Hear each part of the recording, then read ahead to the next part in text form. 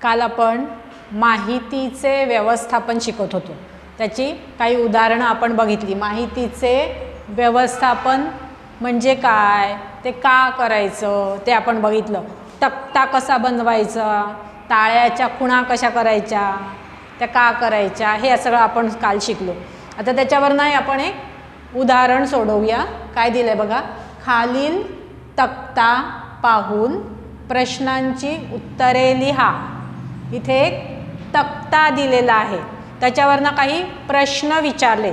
या तक्त्यामध्ये काही माहिती दिलेली आहे, माहिती दिलेली आहे तक्त्यामध्ये, आणि ती बघायची, विचार करायचा आहे आपल्याला त्याच्याबद्दल, आणि प्रश्नांची उत्तरं लिहायची. इथे प्रश्न दिलेले आहेत, त्या प्रश्नांची आपण उत्तरे लिहायचा प्रयत्न करू. आता आधी या तक्त्यामध्ये काय दिलं आहे ते बघूया. हां, काय दिलं आहे बघा. शेतातील पीक, शेतामध्ये कोणकोणतं पीक आहे का, शेतकऱ्याच्या शेतातील पीक. गहू आहे, ज्वारी आहे, तांदूळ आहे, वाटाणा आहे, भुईमूग आहे आणि ऊस आहे. शेतामध्ये वेगवेगळी पिकं वेगवेगळे शेतकरी घेत असतात. हां, मग ही सगळी पिकं शेतामधली आहेत आणि पीक घेणारे शेतकरी. हां, किती शेतकरी हे पीक घेतात ते इथे दिलेलं आहे. गहू इतके शेतकरी घेतात, ज्वारी इतके शेतकरी घेतात, तांदूळ, वाटाणा हे सगळे तितके शेतकरी ते पीक त्यांच्या शेतामध्ये घेतात. असा हा तक्ता आहे. आता त्याच्यावरनं प्रश्न काय विचारलेत, प्रश्न विचारलेत. आपण एक एक प्रश्न वाचूया. हां, एकूण किती पिकांची माहिती दिली आहे. हां, एकूण किती पिके, किती पिके आहेत. पिके म्हणजे शेतामधलं वेगळं वेगळं जे धान्य किंवा भाजीपाला किंवा कडधान्य किंवा ऊस यासारखे जे शेतात लावलं जातं ते पीक, त्याला म्हणायचं पीक. हां, मग अशी किती पिकं आहेत बघा बरं. याच्यावरनं कळतंय का. पिके किती, बरोबर, ही सगळी पिके आहेत. ही किती आहेत. 1 2 3 4 5 आणि 6 पिकांची माहिती दिली आहे. एकूण किती पिकांची माहिती दिली आहे. 6 पिकांची माहिती दिली आहे. आपण इथे लिहूया 6 पिके.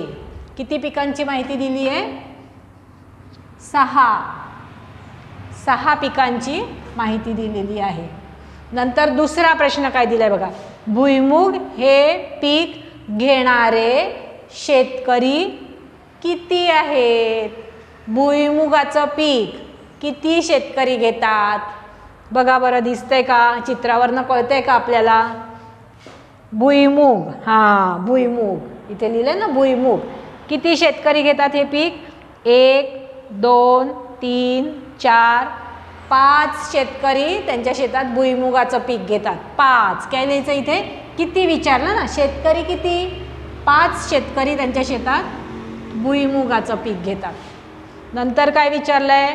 कोणते पीक सर्वात कमी शेतकऱ्यांकडून घेतले जाते. कमी शेतकरी, कमी शेतकरी कोणतं पीक घेत आहे. सगळ्यात कमी शेतकरी कोणते आहेत. हे जास्त आहेत, हे थोडे कमी आहे, हे पण कमी आहे, पण कमी आहे, पण सगळ्यात कमी, सर्वात कमी शेतकऱ्यांकडून कोणते. हे सगळ्यात कमी आहे ना, 2च आहेत, म्हणजे कमी आहेत ना शेतकरी. मग कोणतं पीक. ऊसाचं पीक. ऊसाचं पीक सर्वात कमी शेतकऱ्यांकडून घेतलं जातं. ऊसाला पाणी द्यावं लागतं की नाही. ऊसाचं पीक सर्वात कमी शेतकऱ्यांकडून घेतलं जातं. कोणते पीक काय विचारलंय. कोणते पीक. आता इथे किती शेतकरी नाही विचारलंय, इथे काय विचारलंय. कोणते पीक. कोणतं पीक आहे कमी शेतकऱ्यांकडून. ऊस. मग इथे काय लिहायचं. ऊस. ऊस हे पीक सर्वात कमी शेतकऱ्यांकडून घेतलं जातं. नंतर कोणते पीक सर्वात जास्त शेतकऱ्यांकडून घेतले जाते. जास्त शेतकरी त्यांच्या शेतात लावतात. कोणतं पीक. जास्त शेतकरी कुठे जास्त, हे सर्वात जास्त आहेत. मग कोणतं पीक आहे. ज्वारीचं पीक. सर्वात जास्त शेतकरी कोणतं पीक लावतात. ज्वारी. समजलंय?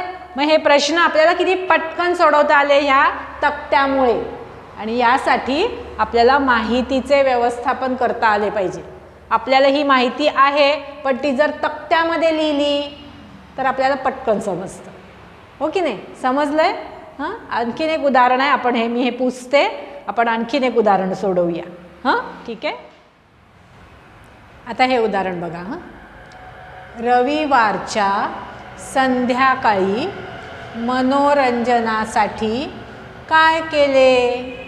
या प्रश्नाला मुलांनी दिलेल्या उत्तरावरून तयार केलेला तक्ता पहा. आता मनोरंजनासाठी म्हणजे काय असेल? तुम्हाला माहिती आहे, तुम्ही आता सध्या आपली शाळा बंद आहे, पण मागे मागे सोमवार ते शुक्रवार, सोमवार, मंगळवार, बुधवार, गुरुवार, शुक्रवार 5 दिवस तुम्ही शाळेत येता, रोज रोज शाळेत येता की नाही. पण शनिवार आणि रविवार 2 दिवस सुट्टी असते शाळेला. मग तेव्हा तुम्ही घरी दिवसभर थोडा अभ्यास, थोडा आराम, थोडं जेवण खाणं हे सगळं करता. आणि संध्याकाळी तुम्ही बाहेर खेळायला, कोणी कोणी खेळायला जातं, कोणी कोणी टी व्ही बघतं, कोणी कोणी पुस्तक वाचतं, कोणी कोणी गप्पा मारतं, कोणी घरामध्येच आराम करतं, हां, किंवा आणखीन काही वेगळ्या गोष्टी करतं. मग त्याला काय म्हणायचं? मनोरंजन. काय म्हणायचं? मनोरंजन. अभ्यास अभ्यास अभ्यास करून कंटाळा आला, मग थोडीशी मज्जा करण्यासाठी थोडा वेळ हवा असतो की नाही आपल्याला. मग संध्याकाळी तुम्ही हे सगळं करता, हो ना. दिवसभर बाहेर ऊन असतं, मग आई जाऊ देत नाही बाहेर. मग संध्याकाळी ऊन कमी झालं की मग तुम्ही बाहेर जातात, हो की नाही. मग त्याला म्हणायचं मनोरंजन.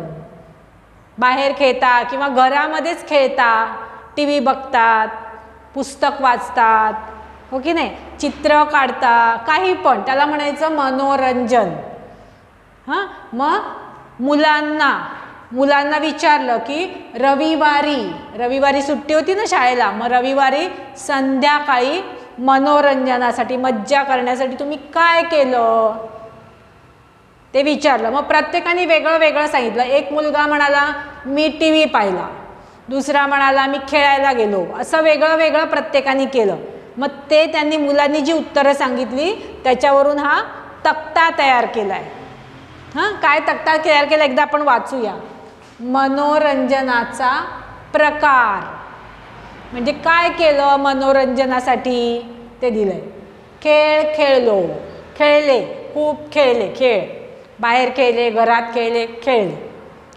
टी व्ही पाहिला, टी व्ही बघितला, आरामात टी व्ही बघितला घरात बसून, हो की नाही.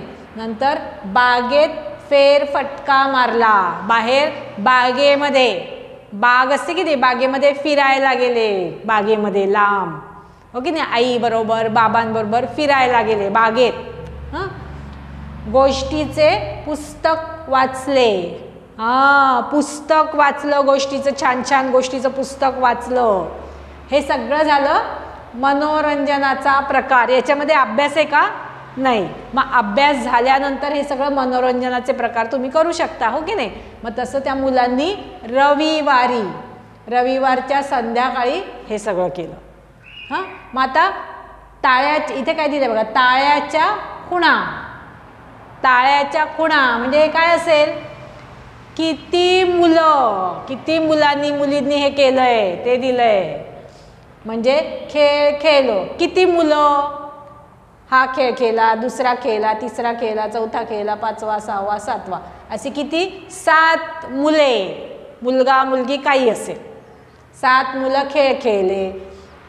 1 2 3 मुलांनी टी व्ही बघितला, बागेत फेरफटका मारला एवढी मुलं, गोष्टीचे पुस्तक वाचले एवढी मुलं, हो की नाही. हे काय आहे? मुले. किती मुलांनी हे सगळं केलंय ते इथे दिलेलं आहे. टाळ्याच्या खुणा. हां, मग आता मुलांची संख्या. हां, आता इथे मुलांची संख्या लिहायची. किती आहे? खेळ खेळणारी मुलं मुली किती? मग इथे दिलंय ना, मग याच्यावरनं आपण मुलांची संख्या लिहू शकतो. मग आपण इथे लिहूया मुलांची संख्या, इथे लिहूया. 1 मिनिट. बघा आता खेळलो, किती मुलं खेळली? 1 2 3 4 5 6 7 7 मुले खेळ खेळली आहे. मुलांची संख्या किती? मुलांची संख्या किती? 7. कळलं? टी व्ही पाहिला. किती मुलांनी टी व्ही पाहिला? 1 2 3. 3 मुलांनी टी व्ही बघितलाय. बागेत फेरफटका मारला. बागेत फिरायला गेले. किती मुलं? 1 2 3 4. 4 मुले बागेत फेरफटका मारायला गेली. आणि गोष्टीचे पुस्तक वाचले. किती मुलांनी पुस्तक वाचलं गोष्टीचं? 1 2 3 4 5 6 7 8 मुलांनी गोष्टीचं पुस्तक वाचलंय. अरे वा. हो की नाही? कळलं? मग हा झाला तयार केलेला तक्ता. आता त्यावरून प्रश्न विचारले. इथे प्रश्न विचारले. इथे थोडं दिसत नाही आहे ना तुम्हाला, हे चमकतंय, खिडकीतनं उजेड येतोय ना. मग तुम्ही तुमच्या पुस्तकामध्ये वाचा. सेम हे पुस्तकात पण दिलेलं आहे. हे पहा, जर दिसलं नाही तर हे इथे पुस्तकात प्रश्न दिलेत, तेच मी इथे लिहिलेत. हां, ते तुम्ही तुमच्या पुस्तकात वाचा. ते चमकतंय ना, आता आपण काही नाही करू शकत. एकूण किती मुलांची माहिती दिली आहे? एकूण किती मुले? एकूण म्हणजे काय? म्हणजे काय? सगळे मिळून. हां, मग हे सगळं करणारी ही सगळी मुलांची संख्या. मुलांची संख्या किती आहे याचं एकूण काढायचं आहे. म्हणजे काय करायचं? एकूण म्हणजे काय करणार? बरोबर बेरीज करायची. करूया आपण याची बेरीज. यांची आपल्याला बेरीज करायची. 8 8 म्हणा. 9 10 11 12. 12 झाले. 12 म्हणा. 13 14 15. 15 झाले. आता 15 म्हणा. 16 17 18 19 20 21 22. 22 मुलांची माहिती दिली आहे. किती? 8 आणि 4 12. 12 आणि 3 15. 15 आणि 7 22. किती? एकूण किती मुलं आहेत? एकूण मुले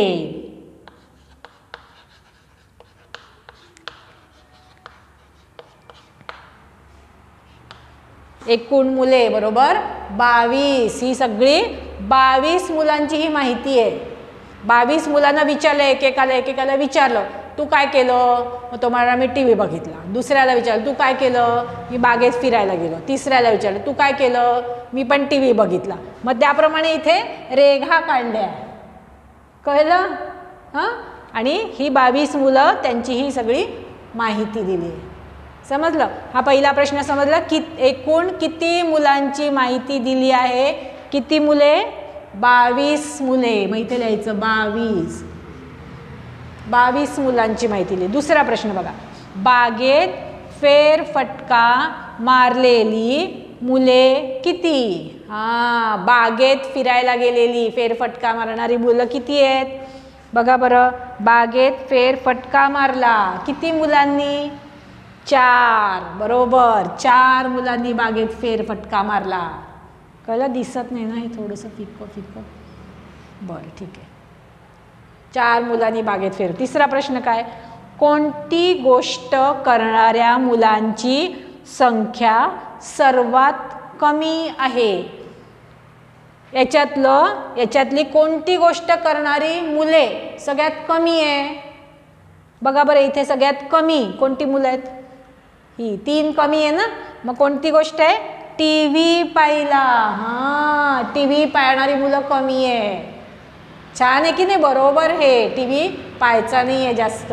बाकीच्या मुलांनी छान खेळले. बरोबर. बागेत फेरफटका मारला. बरोबर. गोष्टीचं पुस्तक वाचलं. हे पण छान. पण टी व्ही पाहणारी मुलं कमी आहेत. पण हे चांगली गोष्ट आहे. हो की नाही? कोणती गोष्ट करणाऱ्या मुलांची संख्या सर्वात कमी आहे? कोणती गोष्ट? मनोरंजनाची कोणती गोष्ट केली त्यांनी? टी व्ही पाहणाऱ्यांची संख्या कमी आहे. मग इथे काय लिहायचं? टी व्ही पाहणाऱ्या मुलांची. टी व्ही पाहणे. टी व्ही पाहणे टी व्ही पाहणे हे करणारे मुलांची संख्या सर्वात कमी आहे. समजलंय? हां, सोपं आहे, फक्त तुम्ही समजून घ्या. ते तक्त्यावरून तुम्हाला हे कळलं पाहिजे मुलांची संख्या किती किंवा जे काय काढायचं असेल ते.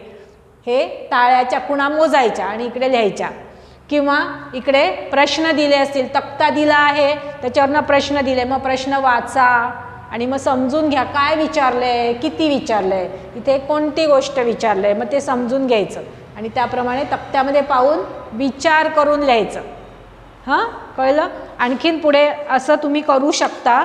बघा पुढे काय दिलंय, मुलांना सर्वात जास्त आवडणाऱ्या फळांची माहिती गोळा करा व तक्ता तयार करा. हां, आता तुम्ही तुमचे मित्र मैत्रिणी असतील की नाही, मग त्यांना विचारायचं की तुला फळ कोणतं आवडतं, तुला कोणतं आवडतं फळ, तुला कोणतं आवडतं फळ, मग नाव लिहायचं आणि त्याला कोणतं फळ आवडतं ते लिहून ठेवायचं आणि त्याच्यावरनं तक्ता बनवायचा. बघा कसा तक्ता बनवला, तुम्ही करायचं हे घरी, आपण इथे नाही करू शकणार. हे आवडणारे फळ, आंबा, पेरू, सफरचंद, डाळिंब.